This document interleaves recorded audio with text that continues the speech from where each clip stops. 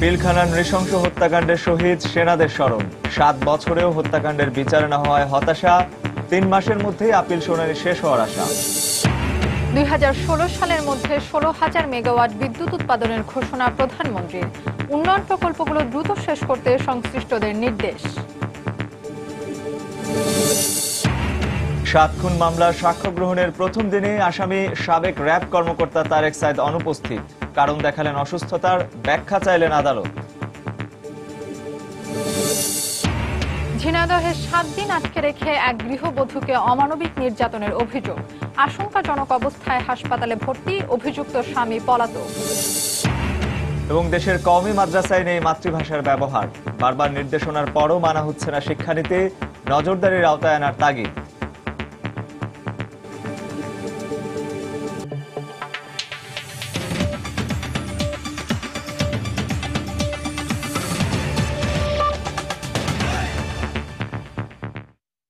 বাংলার সময়ের সঙ্গে আছি আমি ফাহমিদা মৌটুসী এবং আমি রঞ্জন শুভ্র। অশ্রু, দোয়া আর ফুল দেওয়ার মাধ্যমে স্মরণ করা হলো বিডিআর হত্যাকাণ্ডের শহীদ সেনা সদস্যদের। সকালে বনানীর সামরিক কবরস্থানে রাষ্ট্রপতি ও প্রধানমন্ত্রীর পক্ষ থেকে প্রতিনিধিরা এবং 3 বাহিনীর প্রধান ও পরিবারের সদস্যরা এতে অংশ নেন। 7 বছরেও হত্যাকাণ্ডের বিচার না হয় হতাশা প্রকাশ করেন পরিবারের সদস্যরা। যারা স্বজন হারিয়েছেন তারাই বোঝেন শূন্যতার কি কষ্ট। তবে কখনো কখনো শোকাবহ পরিবেশ কিছুটা হলেও টের পাইয়ে দেয়। বৃহস্পতিবার বনানীর সামরিক কবরস্থানে সৃষ্টি হলো তেমনি এক শোকাবহ সকাল। 7 বছর আগে পিলখানায় বিডিআর সদর দপ্তরে নিহত স্বজনদের শ্রদ্ধা জানাতে এসে অনেকেই হলেন স্মৃতিকাতর। না যে আমার চাচা না, সে আসে হয়তো, তাকে গোয়াটার ঘাটে হয়তো আটকায় রাখছে, কিন্তু কি আমরা সেই আশায় ছিলাম 2 দিন 3 দিন 3 দিন পরে কি পেলাম, তার লাস্ট ডেট পৌঁছি। প্রতি মুহূর্তেই সেটা একেবারে ইউনিভার্সিটির কনভোকেশন হোক আর যেখানে হোক সবাই সবার বাবাকে নিয়ে যায়, আমি তো নিতে পারিনি। প্রতি মুহূর্তেই মনে পড়ে ভালো আমরা নেই। আবার কোনো কোনো স্বজন এতদিনেও বিচার না হওয়ায় তাদের হতাশার কথা জানালেন। বাসা বলে না, কোনো বাপি চায় না এটা, মানে ছেলেকে লাশ বাপের কাছে উঠুক। আমার ভাই তোর ফিরে আসবে না কোনোদিন আমাদের কাছে। আমরা তো বিচারটাও পাইনি ভালো করে, বিচারটাও যদি পাইতাম তাও তো আমাদের সবার মনে একটা শান্তি হতো। এর পিছনে কি ষড়যন্ত্র ছিল, কারা মূল ষড়যন্ত্রকারী সেটা দেশবাসী জানুক। আমরা যদি বেঁচে থাকি আমরাও যে জেনে যেতে পারি। সেনা সদরের উদ্যোগে আয়োজিত শাহাদাত বার্ষিকীর অনুষ্ঠানে রাষ্ট্রপতি ও প্রধানমন্ত্রীর পক্ষে তাদের সামরিক সচিবরা পুষ্পস্তবক অর্পণ করেন। স্বরাষ্ট্রমন্ত্রীর পক্ষ থেকে শ্রদ্ধা জানান মন্ত্রণালয়ের সচিব। শ্রদ্ধা জানান সেনা, বিমান ও নৌবাহিনীর প্রধান এবং বিজিবির মহাপরিচালক। পরে ধর্মীয় নিয়মে শহীদদের জন্য দোয়া করা হয়। তাদের স্মৃতির প্রতি শ্রদ্ধা জানাতে পালন করা হয় 1 মিনিট নীরবতা। ওমর ফারুক, সময় সংবাদ, ঢাকা। শেষ পর্যায়ে রয়েছে বহুল আলোচিত বিডিআর হত্যা মামলার আপিল শুনানি। আগামী 3 মাসের মধ্যে শুনানি শেষ হওয়ার কথা রয়েছে। এরই মধ্যে মৃত্যুদণ্ডপ্রাপ্ত 152 আসামির সাজা বহাল রাখার আবেদন জানিয়ে রাষ্ট্রপক্ষের আপিল শুনানি শেষ হয়েছে এবং এই হত্যাকাণ্ডের সঙ্গে জড়িত প্রকৃত অপরাধীর মৃত্যুদণ্ড বহাল রাখতে হাইকোর্টে এই আবেদন জানানো হয়েছে বলে জানিয়েছেন অ্যাটর্নি জেনারেল মাহবুবে আলম। যারাই হত্যাকাণ্ড সরাসরি সংগঠিত করেছে বা যারা অস্ত্র নিয়ে দৌড়াদৌড়ি করেছে বা এই হত্যাকাণ্ডের সময় নানা রকমভাবে তাদের কোনো রকম পার্টিসিপেশন ছিল, প্রত্যেকেরই মৃত্যুদণ্ড হওয়া উচিত। হবিগঞ্জের বাহুবলে 4 শিশু হত্যা মামলার অন্যতম আসামি বাচ্চু মিয়া গুলিতে নিহত হয়েছে। র্যাবের দাবি বন্দুকযুদ্ধে সে মারা গেছেন। এ ঘটনায় শাহেদ নামে একজনকে আটক করেছে র্যাব। ভোরে চুনারুঘাট উপজেলার দেওয়ারগাছ এলাকায় এই ঘটনা ঘটে। র্যাব জানায় ভোর 4:30টার দিকে হবিগঞ্জের চুনারুঘাট এলাকায় বাচ্চু মিয়া অবস্থান করছে এমন সংবাদের ভিত্তিতে অভিযান চালায় তারা। র্যাবকে দেখে পালাতে চেষ্টা করে বাচ্চু ও তার সহযোগী শাহেদ। এক পর্যায়ে র্যাব গুলি চালালে গুলিবিদ্ধ হয় বাচ্চু মিয়া। পরে ঘটনাস্থল থেকে শাহেদকে আটক করে র্যাব এবং বাচ্চুকে হাসপাতালে নিয়ে গেলে কর্তব্যরত চিকিৎসক তাকে মৃত ঘোষণা করেন। এ ঘটনায় র্যাবের 2 সদস্য আহত হন। বাচ্চু মিয়া 4 শিশু হত্যা মামলার মূল অভিযুক্ত আসামিদের একজন। এদিকে দুপুরে আটক শাহেদের 5 দিনের রিমান্ড মঞ্জুর করেছেন আদালত।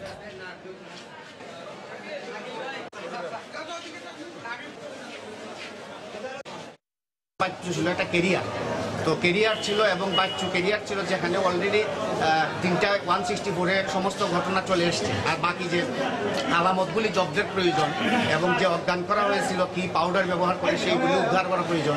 তো সেই ক্ষেত্রে বাচ্চু থাকা না থাকাতে আমাদের মামলার কোনো ক্ষতি হবে এরকম আমরা ধারণা করি না। বাচ্চু মারা যাওয়াতে আমাদের মামলায় কোনো ইফেক্ট হবে না, এই কারণে অলরেডি তার দোষের স্বীকারোক্তি তার সহযোগীরা কিন্তু তার নামে করে গিয়েছে। সুতরাং সে মারা যাওয়াতে আমাদের মামলার কোনো ব্যাঘাত, তদন্তে কোনো ব্যাঘাত ঘটবে না, কারণ তার যারা সহযোগী রয়েছেন 3 জন ইতিমধ্যে ম্যাজিস্ট্রেট আদালতে 164-এ জবানবন্দি দিয়েছেন তাকে জড়িয়েছে, তার কি কি পার্ট ছিল। এদিকে 4 শিশু হত্যাকাণ্ডের সাথে জড়িতদের শাস্তির দাবিতে জামালপুরে মানববন্ধন করেছে বিভিন্ন স্কুল কলেজের শিক্ষার্থীরা। বেলা 11টার দিকে শহরের দয়ামী মোড় এলাকায় ঘণ্টাব্যাপী মানববন্ধন কর্মসূচি পালন করা হয়। এ সময় বিভিন্ন স্কুল কলেজের 2 শতাধিক শিক্ষার্থী অংশ নেয়। এ সময় বক্তারা হবিগঞ্জের বাহুবলে শুভ, তাজেল মিয়া, মনির ও ইসমাইল হোসেন নামে 4 শিশুকে হত্যার ঘটনায় জড়িতদের দৃষ্টান্তমূলক শাস্তির দাবি জানান।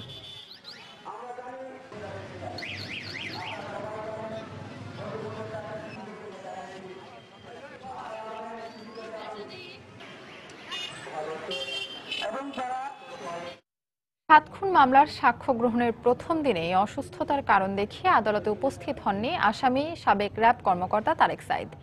এ কারণে সাক্ষ্য গ্রহণের পরবর্তী তারিখ 29 ফেব্রুয়ারি নির্ধারণ করেছেন আদালত। সকালে জেলা ও দায়রা জজ আদালতের বিচারক সৈয়দ এনায়েত হোসেন এই তারিখ নির্ধারণ করেন। পাশাপাশি তারেক সাঈদ কী কারণে হাজির হয়নি তার ব্যাখ্যাও চান আদালত। পিপি জানান, সকালে মূল আসামি নূর হোসেন ও র্যাবের 2 কর্মকর্তা সহ 22 আসামিকে আদালতে হাজির করা হয়। তবে অপর আসামি র্যাব 11-এর সাবেক CO lieutenant colonel Tarek Sayeed Mohammad অসুস্থ থাকায় আদালতে উপস্থিত করা হয়নি। এই মামলায় আজই প্রথম সাক্ষ্য গ্রহণের তারিখ নির্ধারিত ছিল।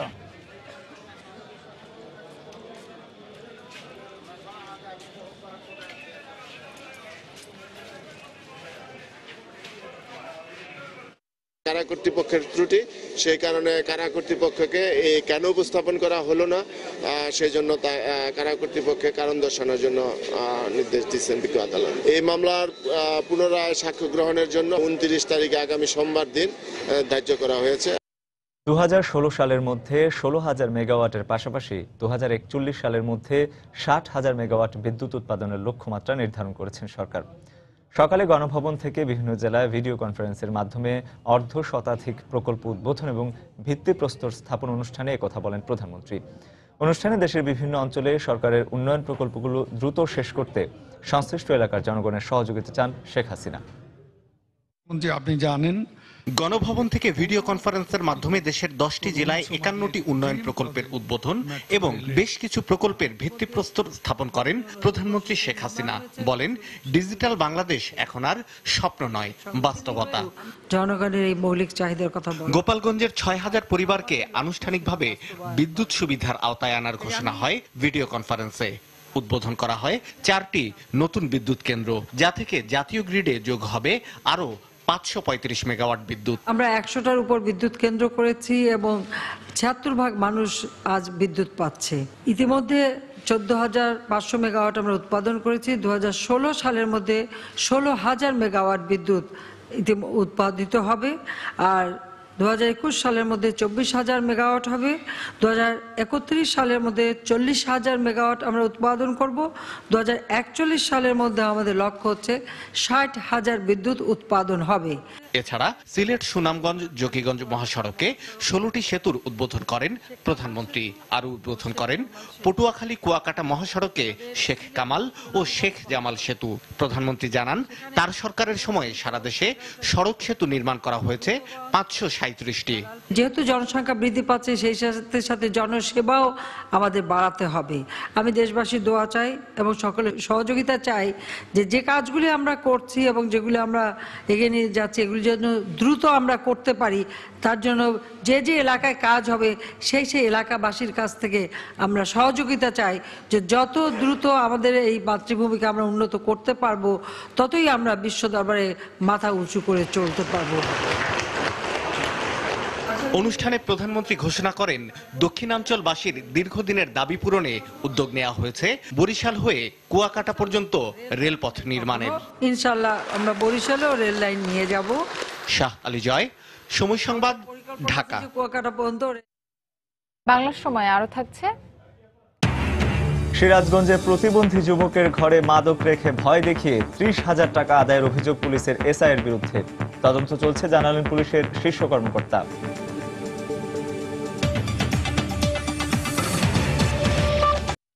কোনো নিয়মনীতি না মেনে দেশে পরিচালিত হচ্ছে 15,000-এরও বেশি কওমি মাদ্রাসা। রক্তের বিনিময়ে অর্জিত মাতৃভাষার ব্যবহার নেই বললেই চলে এই শিক্ষা প্রতিষ্ঠানগুলোতে। শর্ত মানবেন না বলে তারা নিচ্ছেন না কোনো সরকারি সুবিধাও।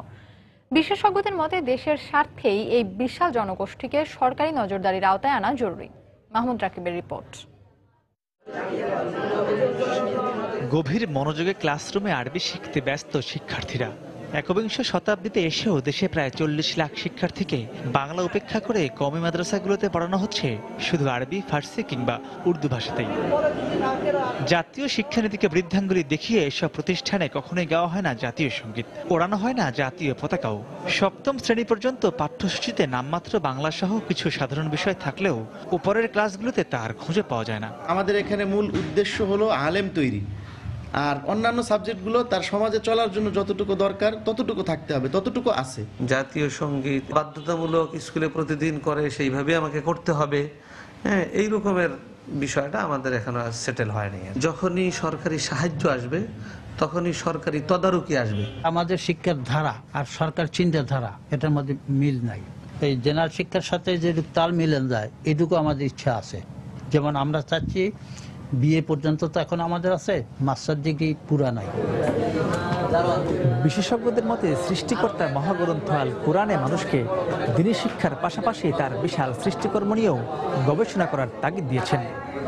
কিন্তু দেশের কওমি মাদ্রাসাগুলোর পাঠ্যসূচিতে তথ্য প্রযুক্তিগত, বিজ্ঞান ভিত্তিক ও দেশপ্রেমের ইতিহাস সহ নানা গুরুত্বপূর্ণ বিষয় না থাকার কারণে এসব শিক্ষার্থীরা আধুনিক ও দেশপ্রেমের শিক্ষা থেকে বঞ্চিত হচ্ছেন বলে মনে করেন তারা। আমার সংবিধান, আমার জাতীয় সঙ্গীত এর প্রতি যদি আমি শ্রদ্ধাবোধ না রাখি তাহলে মনে করতে হবে যে আমার মধ্যে ভালো মানুষের যে গুণাবলী সেইগুলো কোনোভাবেই আমার মধ্যে গ্রহীত হবে না। এরা আমাদের কোনো রকমের আওতার মধ্যে নেই, তারা স্বাধীনভাবে চলে। যদি কোনো গোষ্ঠী, কোনো সম্প্রদায় মনে করে যে আমি অনিয়ন্ত্রিত থাকবো, এটি কোনো দৃষ্টিভঙ্গি হতে পারে না। আমাদের দরজা খোলা, তারা যেভাবে পড়তে চান ধর্মীয় শিক্ষা, সেটার জন্য আমরা সমর্থন সহযোগিতা দিতে প্রস্তুত আছি, কিন্তু এটা সিস্টেমের মধ্যে আসতে হবে। দেশ যখন তথ্য প্রযুক্তিতে সফলতা লাভ করে শতভাগ ডিজিটালের দিকে এগিয়ে যাচ্ছে, তখনও দেশের একটি বড় অংশ যদি দ্বীনি শিক্ষার কথা বলে আধুনিক শিক্ষাকে দূরে সরিয়ে রাখে, তাহলে তা দেশের জন্য মঙ্গল বয়ে আনবে না বলে মনে করেন বিশেষজ্ঞরা। মাহমুদ রাকিব, সময় সংবাদ, ঢাকা। ঝিনাইদহে এক গৃহবধূকে 7 দিন আটকে রেখে অমানবিক নির্যাতন চালানোর অভিযোগ পাওয়া গেছে। বর্তমানে নির্যাতিত গৃহবধূ ঝিনাইদহ সদর হাসপাতালে চিকিৎসাধীন রয়েছেন। চিকিৎসক বলছেন তিনি আশঙ্কামুক্ত নন। ঘটনার পর থেকেই পলাতক রয়েছে স্বামী। ঝিনাইদহ সংবাদদাতার তথ্য ছবি নিয়ে ডেস্ক রিপোর্ট।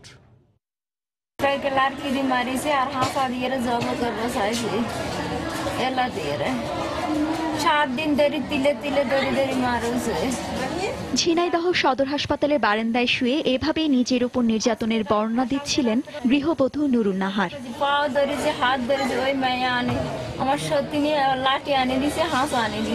নির্যাতিতার অভিযোগ, জয়পুরহাট থেকে গত 20-25 দিন আগে ঝিনাইদহ শহরের পাগলাকানাই এলাকায় এসে ভাড়া নেয় শহীদুল ও তার দ্বিতীয় স্ত্রী রহিমা বেগম। পরে বাবার বাড়ি নিয়ে যাওয়ার কথা বলে ওই বাড়িতে নিয়ে আসে প্রথম স্ত্রী নুরুন নাহারকে। এরপর থেকেই বাড়িতে আটকে রেখে দিনরাত লাঠি, হাতুড়ি ও রড দিয়ে নির্যাতন করে আসছিল তাকে। সবশেষ গত রাতে আবারও মারধর শুরু করলে নুরুন নাহারের চিৎকার শুনে প্রতিবেশীরা খবর দেয় পুলিশকে। দরজা খুলতে বলি, খুলে দেখি, দেখার পরে দেখি যে অবস্থা, তাকে মেরে এমন অবস্থা করেছে যে তার আর গায়ে কোনো জায়গায় আছে দেখার হাল নেই। পরশুদিনও শুনেছি যে মারছে, মানে ঢাপ ঢাপ করে বেড়েছে, আমার বাসাতেই শোনা যাচ্ছে। তারপরে যে আমরা রাশিটা শুনি, এই রাত্রির এই ঘটনা। এদিকে নির্যাতনের শিকার ওই গৃহবধূ এখনো আশঙ্কামুক্ত নয় বলে জানিয়েছেন চিকিৎসক। ওনার অবস্থা খুব একটা ভালো না, কারণ হচ্ছে যে অনেক রক্তক্ষরণের মাধ্যমে রক্ত শূন্যতা তৈরি হয়েছে, আর জায়গাগুলোতে পছন্দ হয়েছে। এমন অবস্থায় আমরা ওনাকে ভর্তি করি। ঘটনার পর থেকেই শহীদুল ও রহিমাকে গ্রেফতারের চেষ্টা চলছে বলে জানিয়েছেন পুলিশের এই কর্মকর্তা। এই বিষয়ে তাদেরকে মানে আমরা গ্রেপ্তারের চেষ্টা করি, কিন্তু যেহেতু সে পালিয়ে গেছে তাকে গ্রেপ্তার করতে হবে, পরবর্তীতে মামলা হলে আইনানুগ ব্যবস্থা গ্রহণ করা হবে। 14 বছর আগে জয়পুরহাটের আক্কেলপুর উপজেলার শহীদুলের বিয়ে হয় চট্টগ্রামের সাতকানিয়ার ইউসুফ আলী মেয়ের নুরুন নাহারের সাথে। বিয়ের পর 2টি সন্তানও হয় তাদের, কিন্তু 7 বছর পর শহীদুল আরেকটি বিয়ে করে। এরপর থেকেই শুরু হয় প্রথম স্ত্রী নুরুন নাহারের উপর নির্যাতন। সময় সংবাদ, ঝিনাইদহ। হবিগঞ্জে বাস চাপায় এক মুক্তিযোদ্ধা সহ 2 জন নিহত হয়েছেন, আহত হয়েছেন আরও 3 জন। দুপুরে হবিগঞ্জ বানিয়াচং সড়কের রত্না এলাকায় এই দুর্ঘটনা ঘটে। পুলিশ জানায়, হবিগঞ্জ থেকে বানিয়াচংগামী একটি যাত্রীবাহী বাস বিপরীত দিক থেকে আসা একটি সিএনজি চালিত অটোরিকশাকে চাপা দেয়। এতে ঘটনাস্থলে অটোরিকশার যাত্রী মুক্তিযোদ্ধা জয়নাল আবেদিন ফারুক ও বানিয়াচং বিএসডি মহিলা মাদ্রাসার শিক্ষক রেখা আক্তার নিহত হন। আহত অপর 3 যাত্রীকে উদ্ধার করে হবিগঞ্জ আধুনিক সদর হাসপাতালে ভর্তি করে স্থানীয়রা।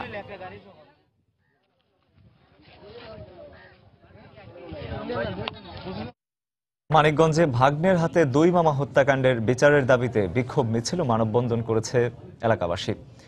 সকালে সিঙ্গার উপজেলার গোবিন্দল গ্রামে নিহত আজিজ মোল্লা ও ট্যান্ডল মোল্লার বাড়ির সামনে থেকে একটি বিক্ষোভ মিছিল বের করা হয়। পরে মিছিল নিয়ে হেমায়তপুর সিঙ্গার সড়কের সামনে মানববন্ধন করা হয়। এতে গ্রামবাসী ছাড়াও নিহতের স্বজনরা অংশ নেন। এ সময় হত্যাকাণ্ডে জড়িতদের দ্রুত গ্রেফতারের দাবি জানান তারা। গত 21শে ফেব্রুয়ারি সকালে জমি সংক্রান্ত বিরোধের জের ধরে ভাগ্নে জাহিদ, রশিদ ও জসিম 2 মামাকে তাদের বাড়িতে ডেকে নিয়ে হত্যা করে।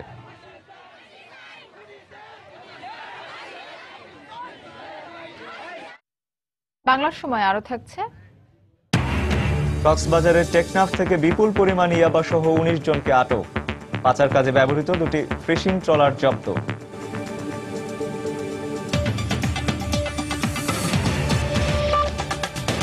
রংপুর বিভাগের 8 জেলায় গ্যাস সংযোগের দাবিতে লালমনিরহাটে মানববন্ধন করেছে রংপুর বিভাগ সমিতি।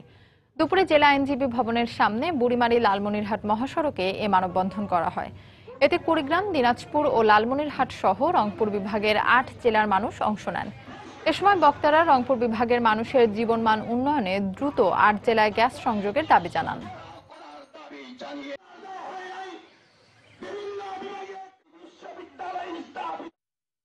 মাদারীপুরের শিবচরের 16টি ইউনিয়ন পরিষদ নির্বাচনে প্রাথমিকভাবে মনোনয়নপত্র বাতিল হওয়া প্রার্থীদের মধ্যে প্রথম দিনে 25 প্রার্থী আপিল করেছেন।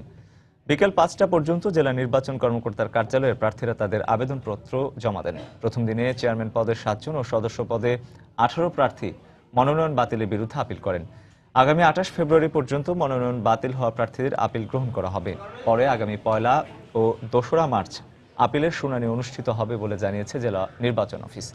ভুল তথ্য দাখিল করায় গতকাল প্রাথমিকভাবে 16টি ইউনিয়ন পরিষদ নির্বাচনে 26 চেয়ারম্যান ও 44 সদস্য প্রার্থীর মনোনয়নপত্র বাতিল করা হয়। এদের মধ্যে বিএনপির 15 চেয়ারম্যান প্রার্থী রয়েছেন। যাদের মনোনয়নপত্র বাতিল করা হয়েছে তারা বাতিলের পরবর্তী 3 দিনের মধ্যে আপিল কর্তৃপক্ষ, জেলা নির্বাচন বড় আপিল কর্তৃপক্ষ আপিল করতে পারবেন। এই আপিলে যদি কেউ সন্তুষ্ট না হন তিনি মহামান্য হাইকোর্ট ডিভিশনে যেতে পারবেন। হাইকোর্ট ডিভিশনের সন্তোষ হলে সুপ্রিম কোর্টে যেতে পারবেন। সিরাজগঞ্জে শারীরিক প্রতিবন্ধী এক যুবকের ঘরে মাদকদ্রব্য রেখে উদ্ধারের পর ভয় দেখিয়ে 30,000 টাকা উৎকোচ নেওয়ার অভিযোগ উঠেছে তারাস থানা পুলিশের এক উপপরিদর্শকের বিরুদ্ধে। ঘটনাটি জানাজানির 3 দিন পর টাকা ফেরত দিয়েছেন ওই কর্মকর্তা। বিষয়টি তদন্ত করা হচ্ছে বলে জানিয়েছেন জেলা পুলিশের শীর্ষ কর্মকর্তা। বিস্তারিত রিঙ্কু কুন্ডুর রিপোর্টে। গত 19 ফেব্রুয়ারি রাতে সিরাজগঞ্জের আসানবাড়ি গ্রামে শারীরিক প্রতিবন্ধী মামুনের বাড়িতে তল্লাশি চালায় তারাস থানা পুলিশের উপপরিদর্শক আল মামুন। এ সময় এতিম যুবকের ঘরে কিছু না পেয়ে ফেরার পথে মাদক দ্রব্য রেখে উদ্ধারের পর ভয় দেখিয়ে 30,000 টাকা উৎকোচ নেয় ওই পুলিশ কর্মকর্তা। পরে বিষয়টি জানাজানি হলে এ ঘটনার 3 দিন পর টাকা ফেরত দেওয়া হয়। আমরা টাকা দেন, আমরা 40,000 টাকা কেন দেবো? বলতেছে না দিতে হবে। এক জোরপূর্বক ভাবে সে আমাকে মারলো, আমার স্ত্রীকে মারলো। কিছুক্ষণ পরে 30,000 টাকা নিলাম আমাদের থেকে। নেওয়ার পরে সকালে এসে বলতেছে 8-10,000 টাকা দাও, নাহলে তোমাদের সমস্যা হবে। হচ্ছে যে না আমরা তারাশের লোক, স্যাম করছে যে তারাশের লোক, আপনি তাহলে সকালে কথা বলবেন, সকালে আইসেন। এর মধ্যে দরজা ভেঙে ফেল দিল লাঠি দিয়া। আমার করলে আপনারা একটু খারাপ থাকেন, আমরা দেখি এই ঘরে কি আছে না আমরা দেখি, দেখে দিলি আমরা কিছু নেই তাও ওরা তো বলতে পারে। এখন ওরা কিছু নিলে কিছু পাইলেও না, ওরা যেমন তুমি থাকো এর টেকা টুকা নিয়ে গেছে। এ বিষয়ে উপপরিদর্শক আল মামুনের সঙ্গে একাধিকবার চেষ্টার পরও ক্যামেরার সামনে কথা বলতে রাজি হননি সে। তবে বিষয়টি তদন্ত করে দেখা হচ্ছে বলে জানিয়েছেন অতিরিক্ত পুলিশ সুপার। এ সংক্রান্তে আমাদের রায়গঞ্জ সার্কেল এসপিকে পুলিশ সুপার মহোদয় নির্দেশ দিয়েছেন যে ঘটনাটা বিস্তারিত জেনে একটা পূর্ণাঙ্গ প্রতিবেদন দাখিল করার জন্য, এবং পূর্ণাঙ্গ প্রতিবেদন দাখিল করার পরই এই বিষয়ে সিদ্ধান্ত গ্রহণ করা হবে। গত 20 ফেব্রুয়ারি এক সদস্যের তদন্ত কমিটি গঠন করা হয়েছে। রিঙ্কু কুন্ডু, সময় সংবাদ, সিরাজগঞ্জ। এবার পাবনায় মানহানির অভিযোগে দায়ের করা মামলায় ইংরেজি দৈনিক দ্য ডেইলি স্টার সম্পাদক মাহফুজ আনামের বিরুদ্ধে সমন জারি করেছেন আদালত। দুপুরে senior judicial magistrate Mohammad Rezaul Karim এ নির্দেশ দেন। আদালতের পিপি জানান 111-এর সময় প্রকাশিত রিপোর্টে মানহানি হয়েছে এমন অভিযোগ এনে গত 16 ফেব্রুয়ারি একটি মামলা করেন জেলা আওয়ামী লীগের নেতা রেজাউল রহিম লাল। আজ শুনানি শেষে ডেইলি স্টার সম্পাদক মাহফুজ আনামকে আগামী 24 মার্চ আদালতে হাজিরের নির্দেশ দেন।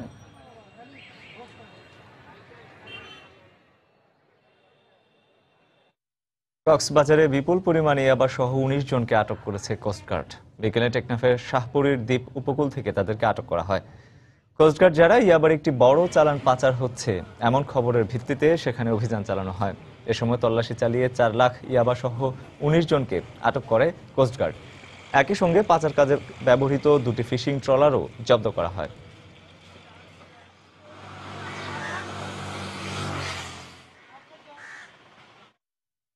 চট্টগ্রাম বন্দরে 5 কোটি টাকা মূল্যের আমদানি নিষিদ্ধ সিগারেট জব্দ করেছে র্যাব। বিকেলে বন্দরের সিসিটি ইয়ার্ডের কন্টেইনার থেকে এসব জব্দ করা হয়। এ ঘটনায় আমদানিকারক প্রতিষ্ঠানের 4 জনকে আটক করা হয়েছে। র্যাব 7 জানায় গত 10 ফেব্রুয়ারি দুবাই থেকে আসা হোচিমিন নামক একটি জাহাজে একটি কন্টেইনার চট্টগ্রাম বন্দরে আনা হয়। 2 সপ্তাহ ধরে কন্টেইনারটি বন্দরে পড়ে থাকায় কাস্টমসের সহযোগিতায় দুপুরে বন্দরে অভিযান চালানো হয়। এ সময় কন্টেইনারটির ভেতর থেকে 470 কার্টুন নিষিদ্ধ সিগারেট জব্দ করা হয়। মূলত গাজীপুরের এফআরসি নামে একটি তৈরি পোশাক কারখানার জন্য সুতা আমদানির নামে এ সিগারেট আনা হয়েছিল। এজন্য আমদানিকারক প্রতিষ্ঠান সাকি শিপিং এর 4 কর্মকর্তাকে আটক করেছে র্যাব। এ ব্যাপারে বন্দর থানায় একটি মামলা দায়ের করা হয়েছে। চক্রটিকে ধরার জন্য একটি এফআইআর করছি, যাতে আইনশৃঙ্খলা বাহিনী এর পুরো চক্রটার সন্ধান করতে পারে। আর এছাড়াও আমাদের ডিপার্টমেন্টাল যেই মামলা, সেই মামলা আমরা দায়ের করব। এখানে প্রায় 47 লক্ষ সিগারেট, অর্থাৎ এটার আনুমানিক মূল্য হচ্ছে 4 কোটি 70 লক্ষ টাকা। এটা আমরা আটক করেছি। যারা এটা এনেছেন shipping lines, Saki shipping lines, তাদের 4 জন কর্মকর্তাকে আমরা জিজ্ঞাসাবাদ করছি, এবং ঢাকাতে গাজীপুর যে গার্মেন্টস আছে এফআরসি গার্মেন্টস, তাদেরকে আমরা জিজ্ঞাসাবাদ করব, এবং এরা যারা এর সাথে জড়িত থাকবে তাদেরকে আমরা আইনের আওতায় আনবো। যশোরে অস্ত্র ও গুলিসহ 3 জনকে আটক করেছে পুলিশ।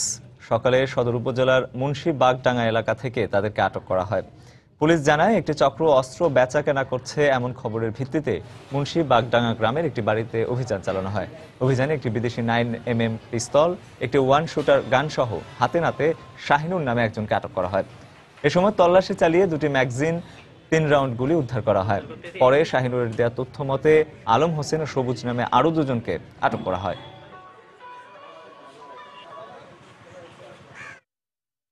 সাতক্ষীরায় সাদ্দাম হোসেন নামে একজন গুলিবিদ্ধ হয়েছে। পুলিশ বলছে বন্দুকযুদ্ধ। ভোরে গাংনিয়া এলাকায় এই ঘটনা ঘটে। পুলিশ জানায় গত 23 ফেব্রুয়ারি অপহরণের 2 দিন পর যশোরের শার্শা থেকে সাতক্ষীরার সিএনএফ এজেন্ট আব্দুল সেলিমকে উদ্ধার করা হয়। এ সময় 4 অপহরণকারীকেও গ্রেফতার করে পুলিশ। পরে তাদের দেয়া তথ্য মতে বুধবার রাতে একই এলাকা থেকে সাদ্দাম হোসেনকে গ্রেফতার করা হয়। এরপর আজ ভোরে তাকে নিয়ে গাংনিয়া এলাকায় অস্ত্র উদ্ধারে গেলে একদল সন্ত্রাসী পুলিশের ওপর হামলা চালায়। আত্মরক্ষার্থে পুলিশও পাল্টা গুলি ছোড়ে। এতে সাদ্দাম হোসেন গুলিবিদ্ধ হয়। পরে তাকে উদ্ধার করে সাতক্ষীরা সদর হাসপাতালে ভর্তি করা হয়। পুলিশ এবং সন্ত্রাসী দলের মধ্যে বেশ কিছুক্ষণ গোলাগুলির ঘটনা ঘটে এবং এক পর্যায়ে তাদের সহযোগী সন্ত্রাসীরা ঘটনাস্থল থেকে পালিয়ে যায়। পরবর্তীতে মোহাম্মদ সাদ্দাম হোসেনকে আমরা আহত অবস্থায় উদ্ধার করি। উক্ত সাদ্দাম হোসেন যশোরের শীর্ষ সন্ত্রাসী হিসেবে পরিচিত এবং তার নামে একাধিক থানায় একাধিক মামলা রয়েছে। 2017 সাল থেকে এসএসসি পরীক্ষায় নতুন প্রস্তাবনা অনুসারে 7টি সৃজনশীল প্রশ্নের নিয়ম বাতিল এবং নৈর্ব্যক্তিক 10 নম্বর কমানোর প্রতিবাদে চট্টগ্রামে মানববন্ধন করেছে বিভিন্ন স্কুলের শিক্ষার্থীরা। সকালে চট্টগ্রাম প্রেস ক্লাবের সামনে ঘণ্টাব্যাপী এই মানববন্ধন অনুষ্ঠিত হয়। এতে বিভিন্ন স্কুলের 5 শতাধিক শিক্ষার্থী ব্যানার ও ফেস্টুন নিয়ে অংশ নেন। এ সময় মহানগর আওয়ামী লীগের সভাপতি ও সাবেক মেয়র ABM মহিউদ্দিন চৌধুরী এই আন্দোলনের সাথে একাত্মতা প্রকাশ করেন। 2017 সাল থেকে এসএসসিতে 7টি সৃজনশীল প্রশ্নের নিয়ম বাতিল সরকারের অযৌক্তিক সিদ্ধান্ত বলে জানান বক্তারা।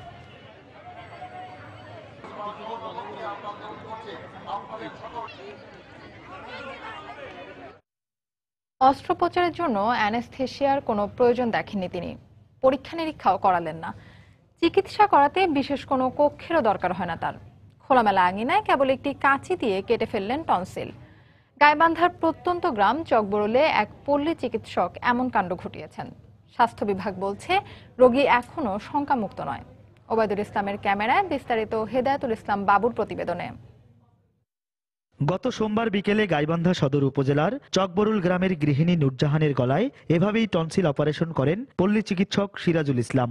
এক পর্যায়ে অস্বাভাবিক হারে রক্তক্ষরণের ফলে নিস্তেজ হয়ে পড়েন তিনি। কথিত চিকিৎসক নুরজাহানের নিকটাত্মীয় হওয়ায় তারা কোনো পদক্ষেপ নেয়নি। এটি অপচিকিৎসা এমন মতামত জানিয়ে এই বিশেষজ্ঞ চিকিৎসক বলেন রোগী ঝুঁকির মধ্যে রয়েছে। সে আসলে টনসিলেক্টমি করে নাই, টনসিলের জাস্ট কোনো একটা অংশ সে জাস্ট কেটে নিয়ে এসেছিল এবং সেখান থেকে তার হু হু করে দেখা যাচ্ছিল যে হু হু করে ব্লিডিং হচ্ছিল এবং এই ব্লিডিং এর কারণে তার পরবর্তীতে তার জীবননাশও হতে পারে। না, রোগীর সাথে কোনো কথা নাই, ডাক্তার এখন মানা করে গেল। খবর পেয়ে বুধবার নুরজাহানের বাড়িতে গেলে তার মা সময় সংবাদের সাংবাদিকদের লাঞ্ছিত করেন। পরে পুলিশ ও স্বাস্থ্য বিভাগ নুরজাহানকে বুধবার রাতেই বাড়ি থেকে গাইবান্ধা হাসপাতালে নিয়ে আসে। তাকে দেখার পর কথিত ওই চিকিৎসকের বিরুদ্ধে ব্যবস্থা নেয়ার আশ্বাস দিয়ে স্বাস্থ্য বিভাগের এই কর্মকর্তা জানান নুরজাহান এখনো শঙ্কামুক্ত নয়। নতুন করে অপারেশন করতে হবে, তাকে আমরা হাসপাতালে ভর্তি করেছি এবং এই বিষয়ে আমরা কে কাজটা করছে সেটা রোগীর মুখে শুনে তার নামে আমরা পুলিশ প্রশাসনকে ইতিমধ্যে জানাইছি এবং পরবর্তীতে আমরা লিখিতভাবে তাদেরকে এই ব্যাপারে আইনানুগ ব্যবস্থা নেওয়ার জন্য লিখিতভাবে জানাবো। শারীরিকভাবে সুস্থ করার পর হাসপাতালে নুরজাহানের টনসিল অপারেশন করা হবে। হেদায়েতুল ইসলাম বাবু, সময় সংবাদ, গাইবান্ধা। মান্ধাতা আমলের ওভারল্যাপিং টাইম সিস্টেমের পাশাপাশি 135টি বন্ধ স্টেশনের কারণে কোনোভাবেই রেল চলাচলে গতি আনা যাচ্ছে না। স্বাভাবিক গতিতে একটি স্টেশন থেকে পার্শ্ববর্তী স্টেশনে যেতে ট্রেনের মাত্র 7 থেকে 8 মিনিট লাগলেও ওভারল্যাপিং টাইম সিস্টেমে তা যেতে হয় 20 থেকে 30 মিনিটে। আর 70 কিলোমিটার গতিতে চলা ট্রেনকে বন্ধ স্টেশনগুলোতে গতি কমিয়ে আনতে হয় 16 কিলোমিটারে। 2500 বৈধ অবৈধ লেভেল ক্রসিং এর কারণেও কমছে ট্রেনের গতি। ট্রেনের গতি কমা নিয়ে কমলদের অনুসন্ধানী প্রতিবেদন। ট্রেনে ভ্রমণ করেছেন কিন্তু ট্রেনের গতি নিয়ে বিরক্ত প্রকাশ করেননি এমন যাত্রী খুঁজে পাওয়া যাবে না। ডবল লাইন করেও গতি আনা যাচ্ছে না ট্রেন চলাচলে। সময় টেলিভিশনের অনুসন্ধানে বের হয়ে এসেছে ট্রেনে গতি না ফেরার কয়েকটি কারণ। এর মধ্যে অন্যতম হলো জনবলের অভাবে বন্ধ হয়ে যাওয়া 135টি স্টেশন। এমনিতেই ট্রেনগুলো সর্বনিম্ন 50 থেকে সর্বোচ্চ 72 কিলোমিটার গতিতে চলাচল করে, কিন্তু 16 কিলোমিটার গতিতে বন্ধ স্টেশন অতিক্রম করার পর আগের গতিতে ফিরে আসতে সময় লেগে যায় 10 মিনিট। স্টেশন বন্ধ হলে সেখানে 16 কিলোমিটার গতিতে যাওয়ার নিয়ম, সে আইন আলেমরা মানলেই ট্রেনটা সময়টা অতিরিক্ত লাগতেছে। বন্ধ স্টেশনের পর গতি কমার জন্য রয়েছে মান্ধাতা আমলের ওভারল্যাপিং টাইমিং সিস্টেম। ওভারল্যাপিং সিস্টেমে সময় নির্ধারণ করে দেওয়া আছে। যখন গাড়িটা এখানে সুবর্ণ 21:30, এখন আমি ঢুকে গেলাম পারতলিতে 21:10, 20 মিনিট হাতে সময় থাকার পরও আমি আগে ঢুকতে পারি নাই ওই 30-এ, কারণ বিফোর টাইম আসার কোনো নিয়ম নাই। এই দুটি সমস্যার পাশাপাশি রয়েছে আরো কিছু প্রতিবন্ধকতা। এতে প্রতিটি ট্রেনের সময় লাগছে বেশি বলে জানালেন রেলওয়ে পূর্বাঞ্চলের এই শীর্ষ কর্মকর্তা। কোথাও কোথাও পাথর নাই বা ক্রসিং বডি হয়তো পুরান, রেল হয়তো ক্ষয়প্রাপ্ত, জয়েন্টগুলো হয়তো লো হয়ে গেছে, এটাকে ডেভেলপ করতে হবে। বিভিন্ন কারণে আমাদের এই গতি নিয়ন্ত্রণ করে আমাকে ট্রেন চালাইতে আমরা ফুল স্পিড দিতে পারি না। এছাড়া লেভেল ক্রসিংগুলোর কারণে নির্দিষ্ট গতিতে ট্রেন চালাতে সমস্যা হচ্ছে বলে জানালেন রেলপথ সংক্রান্ত সংসদীয় কমিটির সভাপতি। আমাদের প্রায় 2700-2800 রেলওয়ে ক্রসিং আছে।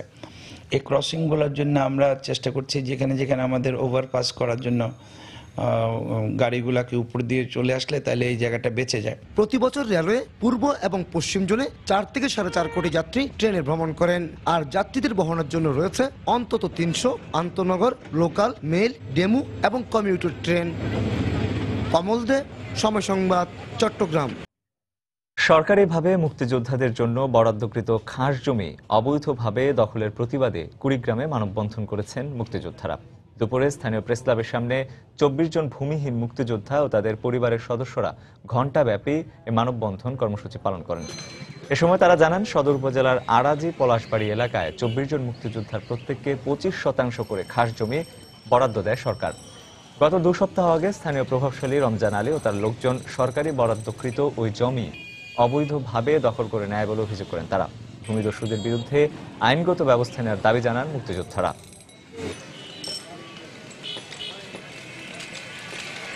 জেলা প্রশাসক সহ থানায় জিডি করেছি, জেলা প্রশাসক মহোদয় সহ। খাগড়াছড়িতে আদিবাসীদের উপর হামলার প্রতিবাদে বান্দরবানে মানববন্ধন করেছে বেশ কয়েকটি আদিবাসী ছাত্র সংগঠন। সকালে বান্দরবান প্রেস ক্লাবের সামনে মারমা স্টুডেন্ট ফোরাম, ম্রো ছাত্র সংগঠন সহ আদিবাসীদের বেশ কয়েকটি সামাজিক সংগঠন এ মানববন্ধনের আয়োজন করে। এ সময় বক্তারা মাটিরাঙ্গায় আদিবাসীদের উপর হামলার ঘটনায় জড়িতদের গ্রেফতারের দাবি জানান। গত 21শে ফেব্রুয়ারি খাগড়াছড়ির মাটিরাঙ্গায় দুর্বৃত্তদের হামলায় বেশ কয়েকজন আদিবাসী আহত হন। প্রেমে প্রেমে আগামী স্বপ্ন, এই স্লোগানে আগামী 1 মার্চ থেকে রংপুরে শুরু হতে যাচ্ছে 3 দিনব্যাপী নবম আন্তর্জাতিক শিশু চলচ্চিত্র উৎসব। এ উপলক্ষে সকালে শহরের রাজা রামমোহন ক্লাব মিলনায়তনে সংবাদ সম্মেলন করা হয়। এতে উৎসব কমিটির পরিচালক নাফিজ নিয়াজ খান এই উৎসবের পরিকল্পনা তুলে ধরেন। শুধু রংপুর নয়, আগামী 1 মার্চ থেকে ঢাকা ও সিলেটেও শুরু হবে এই চলচ্চিত্র উৎসব, চলবে 3 মার্চ পর্যন্ত। 3 দিনব্যাপী উৎসবে 30টি দেশের 1.5 শতাধিক শিশু চলচ্চিত্র প্রদর্শিত হবে।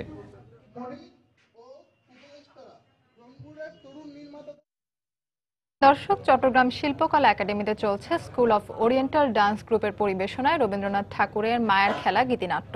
সরাসরি চলে যাচ্ছি সেখানে।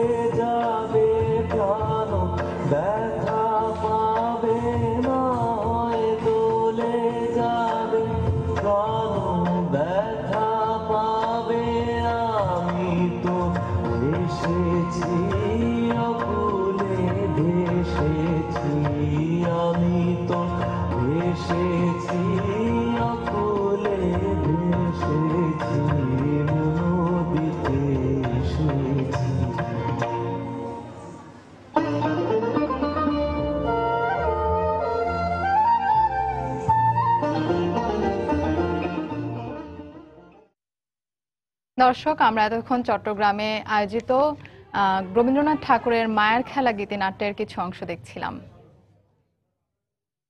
বাংলা সময়ের শীর্ষ সংবাদগুলো জানিয়ে দিচ্ছে আরেকবার। পিলখানার নৃশংস হত্যাকাণ্ডে শহীদ সেনাদের স্মরণ। 7 বছরেও হত্যাকাণ্ডের বিচার না হয় হতাশা। 3 মাসের মধ্যেই আপিল শুনানি শেষ হওয়ার আশা। 2016 সালের মধ্যে 16,000 মেগাওয়াট বিদ্যুৎ উৎপাদনের ঘোষণা প্রধানমন্ত্রীর। উন্নয়ন প্রকল্পগুলো দ্রুত শেষ করতে সংশ্লিষ্টদের নির্দেশ। 7 খুন মামলার সাক্ষ্য গ্রহণের প্রথম দিনেই আসামি সাবেক র্যাব কর্মকর্তা তারেক সাইদ অনুপস্থিত। কারণ দেখালেন অসুস্থতার, ব্যাখ্যা চাইলেন আদালত। ঝিনাইদহে 7 দিন আটকে রেখে এক গৃহবধূকে অমানবিক নির্যাতনের অভিযোগ। আশঙ্কাজনক অবস্থায় হাসপাতালে ভর্তি, অভিযুক্ত স্বামী পলাতক। এবং দেশের কওমি মাদ্রাসায় নেই মাতৃভাষার ব্যবহার। বারবার নির্দেশনার পরও মানা হচ্ছে না শিক্ষানীতি। নজরদারির আওতায় আনার তাগিদ।